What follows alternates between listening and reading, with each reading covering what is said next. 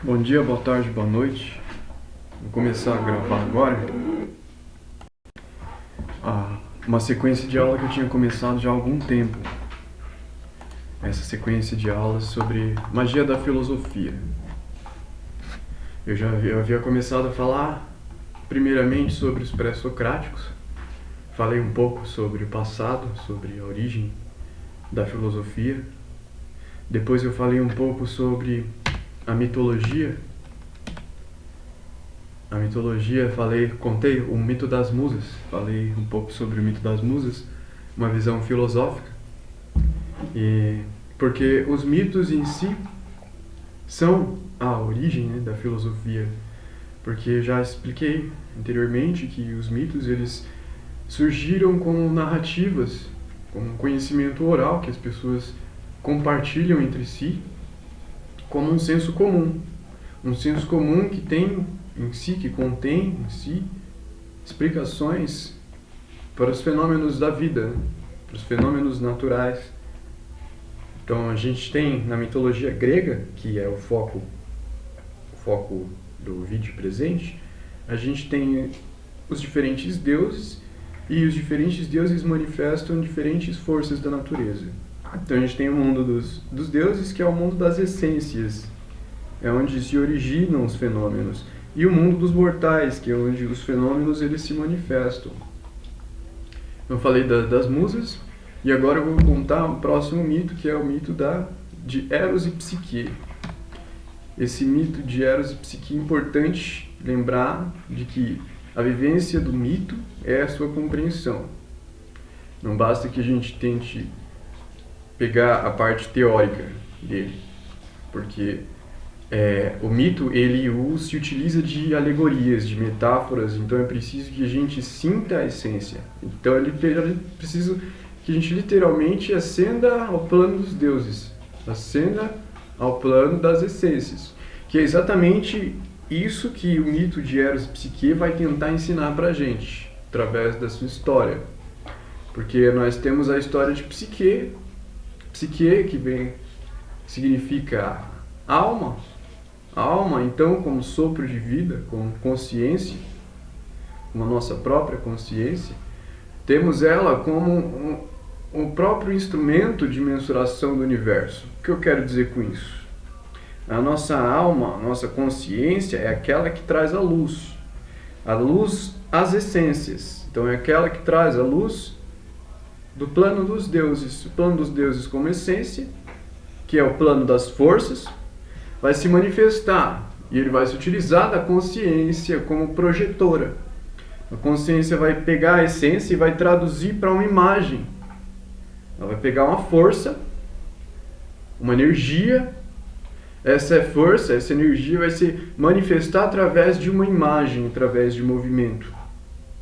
Essa manifestação para o movimento, então, o movimento que a consciência faz do plano das essências, plano energético, espiritual dos deuses, até o plano dos mortais, plano da matéria, plano da manifestação.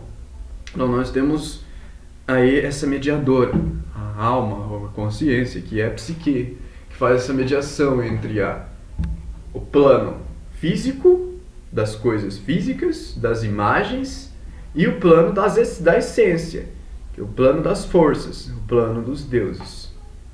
Então apenas a gente vivenciando essa mistura, que é possibilitada através da nossa consciência, que a gente vai então conseguir compreender o mito. Compreender porque eles surgiram, porque eles sobrevivem até hoje, porque eles são tão importantes, dependente do surgimento do conhecimento científico. Porque os mitos contêm em si sabedoria que ultrapassa, de certa forma, o nosso próprio conhecimento científico, que muitas vezes não, sempre acaba surgindo como uma reinterpretação mais definida, mais concreta das próprias explicações que surgem nos mitos. E essa transformação da mitologia em ciência vai ser realizada através da alma de ambos, que é a filosofia.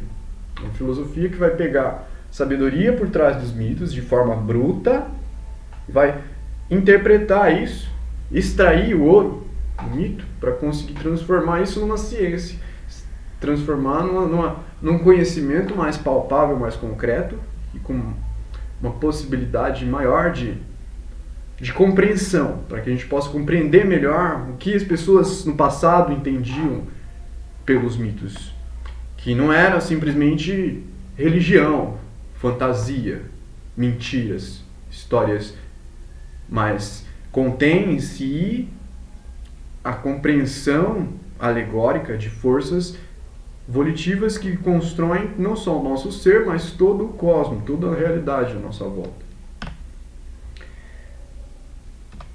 Eu quero começar com uma frase do filósofo chamado Walter Russell.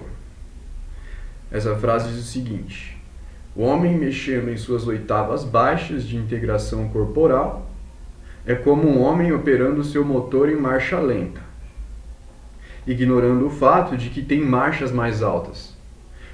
O mesmo pensamento do homem nas oitavas superiores é como aquele que está acima das marchas mais altas em seu carro e as usa conscientemente.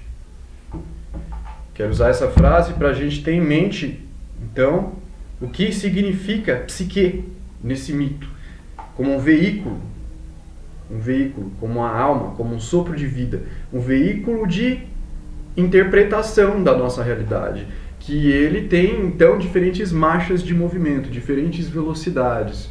Então, no plano físico, ele tem uma velocidade, e conforme ele sobe para o plano das essências, para o plano dos deuses, então vai ter diferentes velocidades, mas permanece sendo o mesmo veículo, permanece sendo a mesma alma, a mesma consciência, independente de estar no mundo físico ou no mundo das ideias, como diria Platão.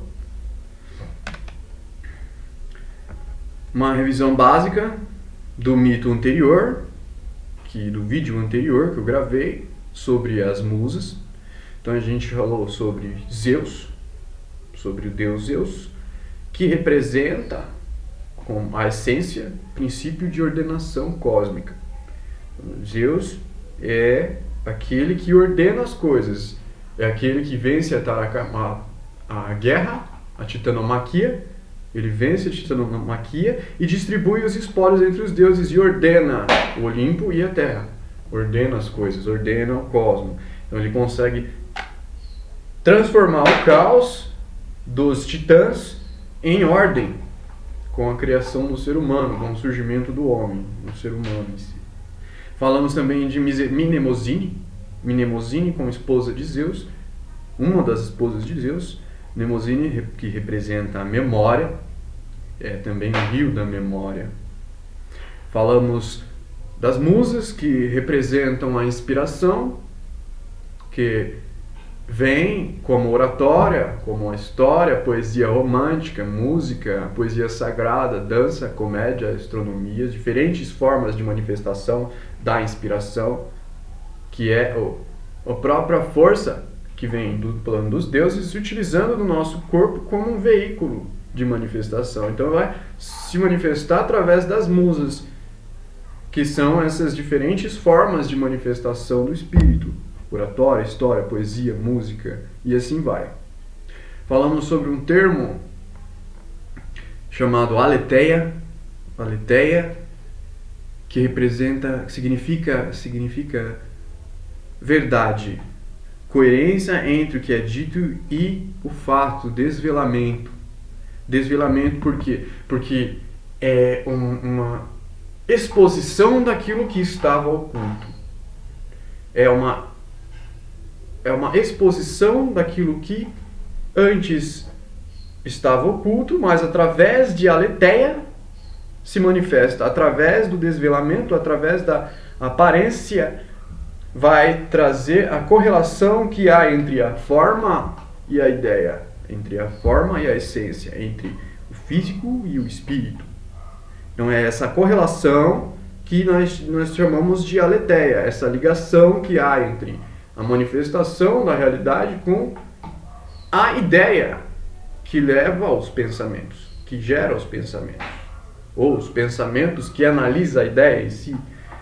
E falamos da let, que é o sufixo de aletheia, let, que ao invés de ser o desvelamento, a aparição, a demonstração como verdade, mas o contrário, como esquecimento, como rio do esquecimento. Let também é o nome de uma filha de Eris. Eris representa a discórdia. Então é o rio do esquecimento, uma das filhas de Eris que representa o esquecimento. O esquecimento que é o contrário da verdade. Então se a verdade ela expõe, ela evidencia, let, que é o esquecimento, faz o contrário, é aquilo que esconde, aquilo que esquece. E outro termo importante que da aula anterior, que a gente falou, é a ipseidade. Ipseidade seria, então, um atributo próprio, uma característica única do ser, as características que fazem de um ser algo único, aquilo que o diferencia dos demais. Ipseidade como a singularização do ser. São as qualidades que um ser possui, que só ele possui.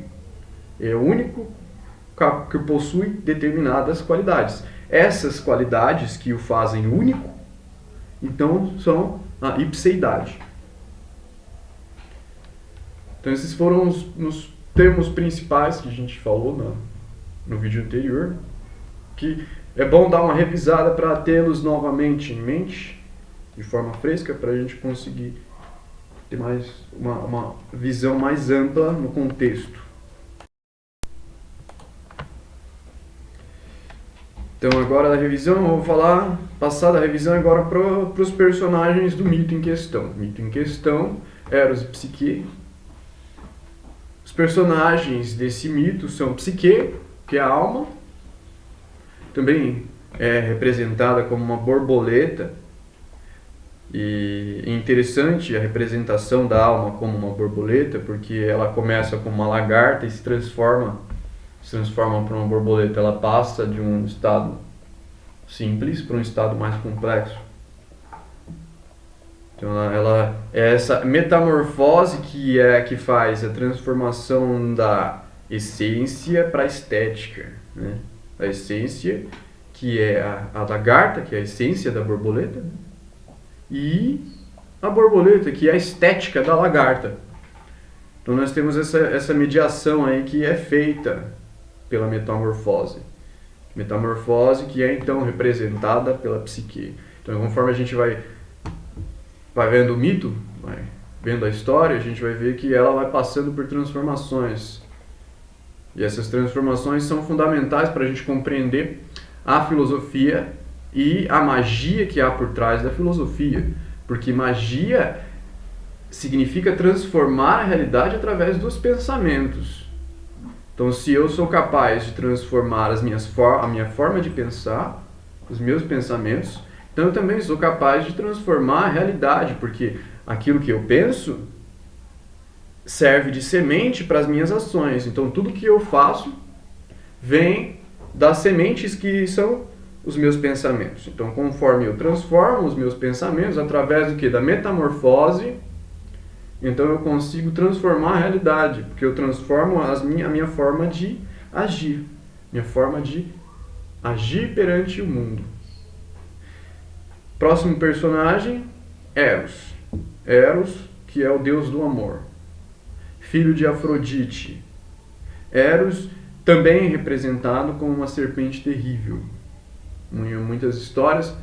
Lembrando que o mito não tem uma história definida, fixa, que ele é como um telefone sem fio. Então, como ele é um senso comum, ele não é nada definido, não é um conhecimento específico. Então, ele é bem maleável, ele possui uma gama de interpretações muito grandes. Então, eu posso contar esse mesmo mito de diferentes maneiras, mantendo a sua essência.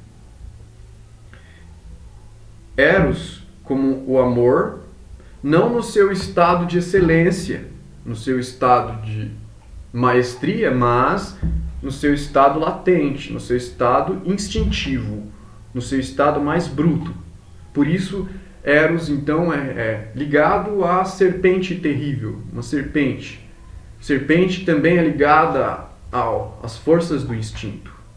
Ligada ao diabo também está relacionada a tais forças do instinto, que causa confusão, causa conflito, que é exatamente o que Eros faz. Eros ligado ao Cupido. Cupido é aquele que, com a sua flecha, ele atira nas pessoas e faz elas se apaixonarem por coisas inusitadas, causando então uma confusão muito grande por conta de sua travessura. Mas conforme a gente vai passar pela história, a gente vai entender aí então que existe um propósito por trás dessa força bruta do instinto, que é Eros, que é o deus do amor. Temos então próximo personagem, que é Afrodite. Afrodite é a essência da beleza. A essência. Então nós temos Eros como uma essência, plano dos deuses, essência, a essência do instinto, do amor. A essência do amor, que é o instinto. Temos Afrodite, que é a essência da beleza. Beleza essa que vai ser manifestada de forma superficial, estética, através de Psique. Mas que Psique traz em si, de fato, a essência da mesma, que é Afrodite, que está lá no plano dos deuses. Então temos Psique, a mortal, a estética, a aparência, que traz em si a beleza essencial, que está no plano da essência, no plano divino dos deuses, que é Afrodite. Nós temos as duas irmãs de Psique, que acabam não sendo tão interessantes quanto Psique. Essas duas irmãs a gente pode atribuir a elas ao significado de dialética, ligação ao pensamento dialético. Porque se nós temos Psique como uma mediadora de extremos, que é o caso da matéria e do espírito, da manifestação e da essência, então nós temos aí as duas irmãs de Psique ao seu redor, ligada também aos dois arcontes, ligado à dialética, à dualidade em si, ao dualismo, à afirmação e negação. Então nós temos os extremos que não são tão interessantes quanto essa conexão que vai acontecer, que ocorre entre a ideia e a forma, entre a matéria e o espírito. Nós temos também os pretendentes, que eles representam então o apego à imagem, o apego à forma. Porque os pretendentes eles não se interessam por Psique, né? Eles acabam não se interessando por Psique, mas se interessam pelas irmãs. Então eles se interessam pelos extremos. Eles se interessam pela manifestação, pela estética, ou eles se interessam só pela essência. Então eles acabam caindo em uma confusão aí, quando eles se perdem nesses extremos da dialética. Quando eles se perdem então nas duas irmãs de Psique, os pretendentes acabam se confundindo e causando a própria desgraça de Psique, que a gente vai ver no decorrer da história. O objetivo dessa história é nos ajudar a compreender como funciona o movimento da consciência, de integração entre o consciente e inconsciente, o consciente do mundo manifesto e o inconsciente do mundo não manifesto. Para isso vai ser necessária a harmonia dos opostos. A harmonia dos opostos. Então a gente tem uma história que é aparentemente cheia de conflitos. Só que as ações dos deuses ou forças da natureza muitas vezes parecem desprovidas de inteligência, mas sempre terminam por vias aparentemente tortas, causando a ordenação cósmica, ou seja, trazem resultados positivos por meios negativos. Então, apesar de aparentes conflitos, os personagens elas representam diferentes aspectos da mesma vontade em busca de realização. Então, essa história, como os outros mitos, são todos personagens de uma única consciência, de uma única alma, realizando então a solução de seus conflitos internos, vivenciando diferentes experiências dentro de si mesma. Mesmo sem saberem, trabalham em sincronia, deuses e imortais. Então, o mundo das essências, que é o plano dos deuses, trabalha em perfeita harmonia com o plano dos mortais, que é a manifestação de tais essências. E é isso que a gente vai entender, então, nesse caos que leva à ordem. Ou seja, a natureza caótica que alcança a ordem através exatamente desse movimento caótico. Ela alcança a ordem. A imagem e essência. Personagem fundamental é Psique, uma das 3 irmãs, a mais bela entre elas. Sua principal característica é a beleza excepcional que atrai a atenção das pessoas a ponto de idolatria. Então nós temos Psique, a alma, como síntese e de suas irmãs, que é a dialética, a tese e a antitese.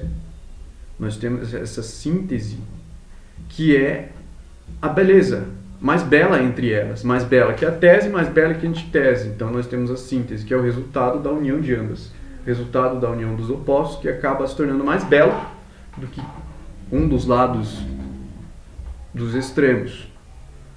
Os pretendentes, eles se atraem, nesse caso, com as suas irmãs, mas não com Psique. Por quê? Porque exatamente por conta da idolatria. A idolatria que surge pelo quê? Pela apreciação excessiva dos pretendentes nas irmãs, que são o quê? Os extremos. Então eles se apegam excessivamente à estética, à imagem, ou eles se apegam excessivamente à essência, à força, e esquecem da estética. E isso acaba criando um tipo de idolatria. Adoração pela imagem impede que a essência de Psique seja alcançada pelos pretendentes. Ou seja, impede que os pretendentes alcancem Afrodite. Afrodite, que é a essência de Psique. A essência por trás de Psique. A beleza por trás da estética. A beleza por trás da imagem. A beleza que Psique tenta trazer. É aí que surge, então, a ruína pela idolatria. A ruína de Psique pela idolatria dos pretendentes.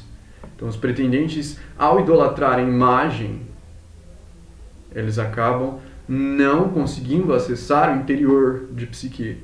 Não conseguem acessar a essência. Ou seja, eles não conseguem se aproximar de Psique. Por isso que eles acabam, então, optando pelas irmãs de Psique, pelos extremos. Porque se torna algo mais atingível, mais fácil de ser atingido. E aí então começa a jornada de Psique em busca de sua essência. Em busca da essência para tentar se libertar dessa idolatria que causa a sua ruína, que impede de se casar. Porque esse casamento na história de Psique representa o casamento de espírito e matéria. Então é o casamento de ideia e forma, de energia e manifestação. É esse casamento que ela busca, que é a nossa alma, a consciência, a alma, a Psique está em busca. E aí que ela começa a sua jornada, depois de ser amaldiçoada pela idolatria. Vemos então Psique representando a capacidade cognitiva dialética de mensurar a realidade. Ao ser adorada, idolatrada, se torna alvo de inveja e ódio de Afrodite. Ou seja, sendo a alma mediadora entre a essência e a forma, essência e a imagem, quando ela é idolatrada, então a essência não é alcançada, porque a idolatria se prende à forma. Como a idolatria se prendeu à forma, Psique então deixa de ser uma ponte e se torna uma muralha. Ela se transforma em uma barreira entre a forma e a essência. Então, é aí que os pretendentes não conseguem alcançar a essência. E é isso que vai deixar a Afrodite puta. A Afrodite vai ficar puta porque ela não é compreendida por conta desse ocultamento que Psique causa pela idolatria, pelo apego excessivo às formas, às imagens. A idolatria da imagem superficial é a causa da ruína da alma, consciência. A alma, como síntese de opostos. Então ela precisa, ao invés de ser uma muralha, uma barreira, ela precisa unir, precisa ser uma união.